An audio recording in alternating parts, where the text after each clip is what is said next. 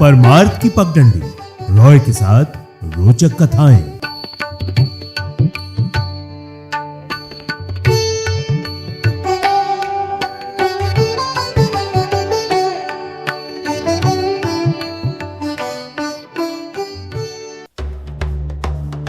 रॉय के साथ royal FM पर परमार्थ की पगडंडी में रोचक कथाओं की श्रृंखला में आज महाशिवरात्रि कथा।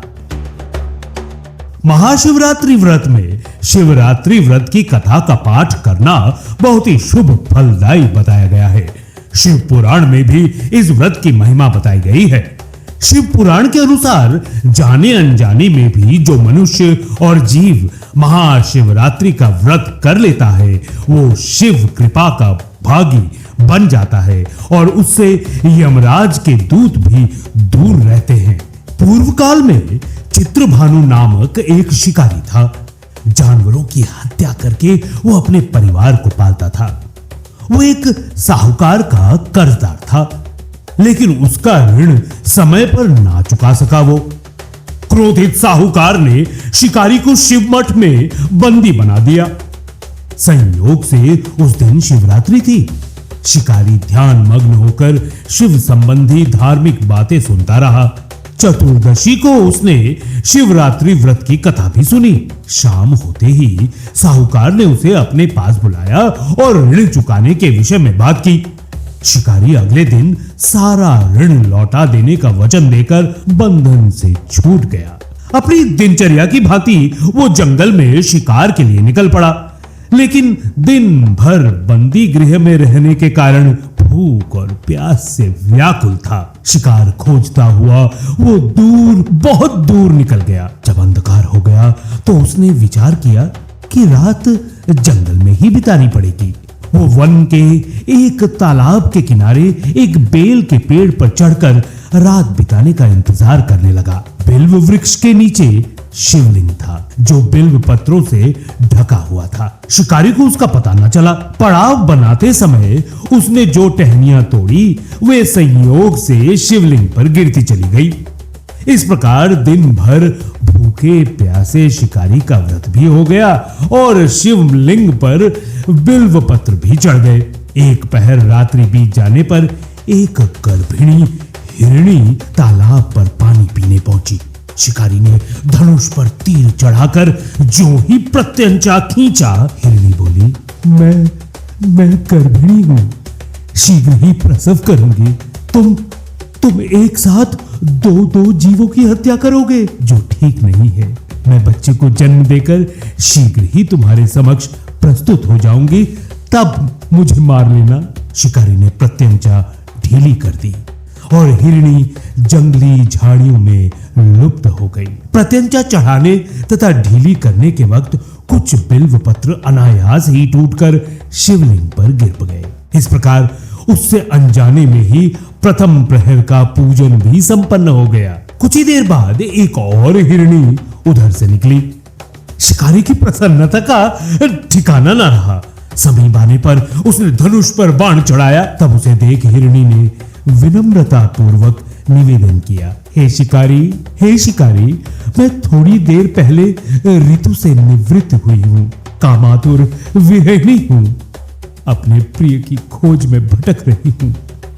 मैं अपने पति से मिलकर शीघ्र ही तुम्हारे पास आ जाऊंगी। शिकारी ने उसे भी जाने दिया। 2 बार शिकार को खोकर उसका माथा ठनका। वो चिंता में पड़ गया। रात्रि का आखिरी पहर बीत रहा था। इस बार भी धनुष से लगकर कुछ बेल पत्र शिवलिंग पर जा गिरे तथा दूसरे प्रहर की पूजन भी संपन्न हो गई। तभी एक अन्य हिरणी अपने बच्चों के साथ उधर से निकली। शिकारी के लिए यह स्वर्णिम अवसर था। उसने धनुष पर तीर चढ़ाने में देरी नहीं की। वो तीर छोड़ने ही वाला था कि हिरणी बोली, हे शिकारी, मैं इन बच्चों को इनके पिता के हवाले करके लौट आऊंगी। इस समय मुझे मत मारो। शिकारी हंसा और बोला, सामने आए शिकार को छोड़ दूं? मैं ऐसा मूर्ख नहीं। इससे पहले मैं 2 बार अपना शिकार खो चुका हूं। मेरे बच्चे भूख प्यास से व्यग्र हो रहे होंगे। उत्तर में हिरणी ने फिर कहा, जैसे तुम्हें अपने बच्चों की ममता सता रही है, ठीक वैसे ही मुझे भी। हे शिकारी, मेरा विश्वास करो, मैं इन्हें इनके पिता के पास छोड़कर तुरंत लौटने की प्रतिज्ञा करती हूँ। हिरणी का दुख भरा स्वर सुनकर शिकारी को उस पर दया आ गई। उसने उस मृगी को भी जाने दिया। शिकार के अभाव में तथा भूख प्यास से व्याकुल शिकारी अनजाने में ही बेल वृक्ष पर बैठा बेल पत्र तोड़ तोड़ कर नीचे फेंकता जा रहा था। पौ फटने को हुई तो एक हृष्ट पुष्ट मृग उसी रास्ते पर आया।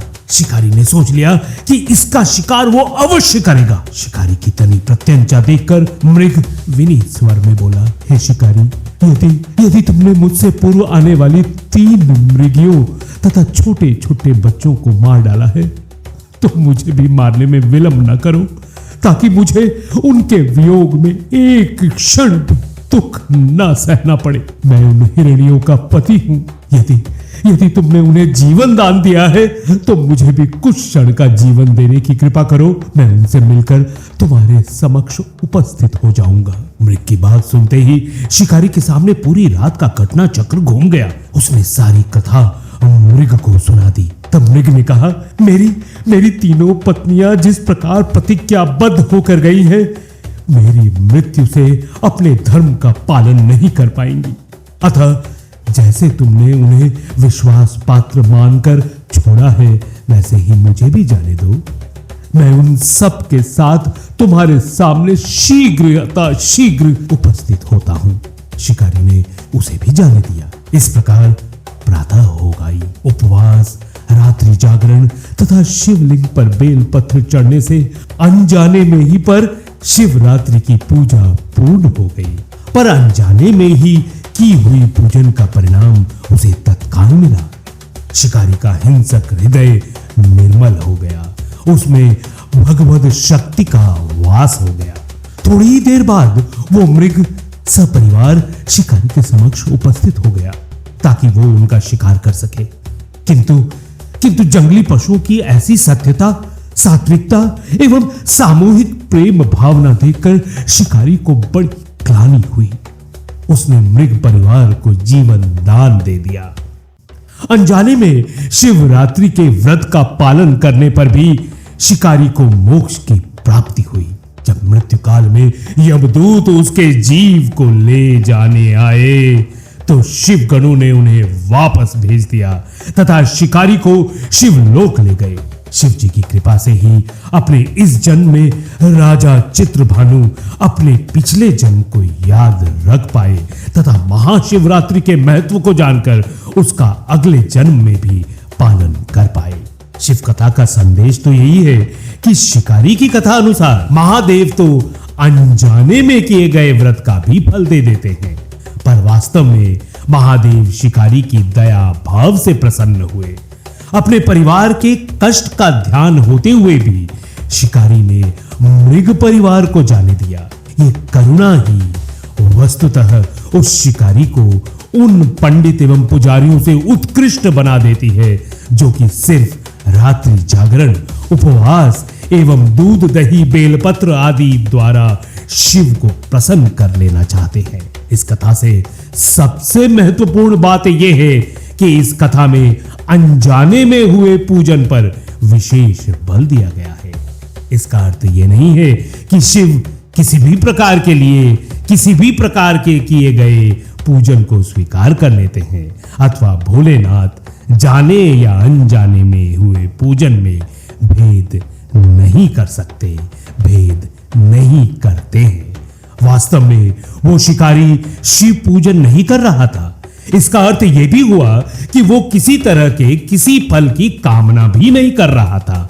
उसने मृग परिवार को समय एवं जीवन दान दिया जो कि शिव पूजन के समान है। शिव का अर्थ ही कल्याण होता है। उन निरीह प्राणियों का कल्याण करने के कारण ही वो शिव तत्व को जान पाया तथा उसका शिव से साक्षात्कार हुआ। परोपकार करने के लिए महाशिवरात्रि का दिवस होना भी आवश्यक नहीं है। पुराण में 4 प्रकार के शिवरात्रि पूजन का वर्णन है। मासिक शिवरात्रि, प्रथम आदि शिवरात्रि तथा महाशिवरात्रि।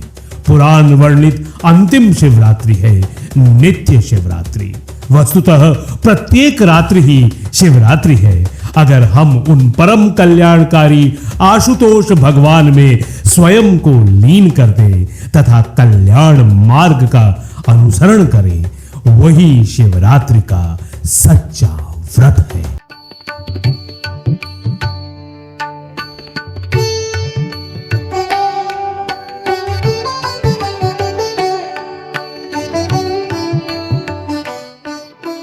रॉय के साथ रोचक कथाएं, परमार्थ की पगडंडी।